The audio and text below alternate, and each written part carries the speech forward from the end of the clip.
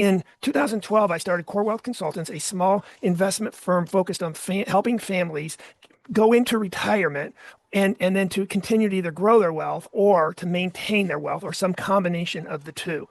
And early in this venture, I realized I needed to come up with a framework to communicate with clients and build these strategies around. And so as I started looking for what were some common strategies or principles that successful people use or all successful people use. And what I found was when I looked at the people that I know, have interviewed, clients that I've had over the years, there was 5 or 6 kind of common things that they used or utilized to either grow their wealth or maintain their wealth. And then I looked at what Charlie Munger suggested on one of the Berkshire Hathaway shareholder meetings where someone asked him, what's the most important financial lesson you've learned? And Charlie Munger said it was to invert everything. So look at worst case scenarios.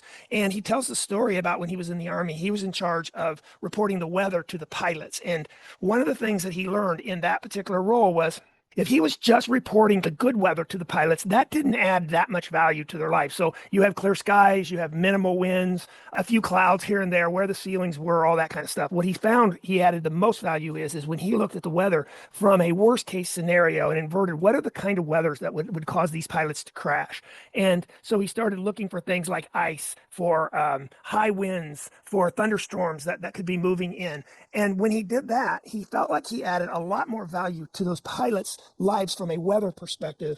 And when he left the Army, he started his investment practice as he started out in real estate. And he took that lesson into real estate, looking at what's the worst case scenario if I buy this building or if I buy this piece of property, and what would I need to do for this to be a complete financial disaster, and then looked at it from a positive perspective as well. And then he carried that to Berkshire Hathaway as well. So with that said, I started looking at what would families need to do to create as much chaos and financial uncertainty in their lives as possible. And what I found was 3 primary strategies that if they didn't do this, it would almost ensure financial chaos and financial disaster. And then I connected it against my people that I interviewed or looked at that were successful. And sure enough, they had the exact same 3. And those were have a plan, be diversified, and seek counsel. So when I looked at people who were really successful, they almost uniformly had some kind of financial plan. It may not have been that 45-page PDF document that went into detail, but they had some kind of a plan or strategy that they followed.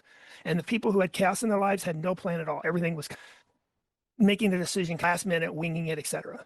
The second was diversification. The people who had accumulated a decent amount of wealth and held on to it, they had a diversification strategy. And this one's the one I'm going to talk about today. And this one's a little more, it's difficult. It's not more difficult, but it's difficult because there's no just kind of clear lines of yes, no, do this, don't do this. It's more art than science, but it's still something you have to be aware of and think about and have some kind of a strategy around it, whether you're diversified or concentrated. And then you look at the group on the other side, they had no diversification strategy.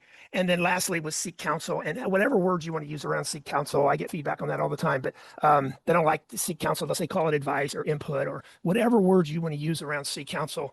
The group that has accumulated a decent amount of wealth and held on to it, they're really good at asking for input, not sitting down with salespeople to sell them something, but what's worst case scenario, what's best case scenario, and getting input from people who have kind of been through it. And so whether you're calling it seeking counsel or being curious is another way to think about it. And I'm going to do that on the next podcast after this one. So I'll get into detail on that. And the other group, terrible at that. So that gives you a little bit of sense of where I came up with have a plan, be diversified, seek counsel.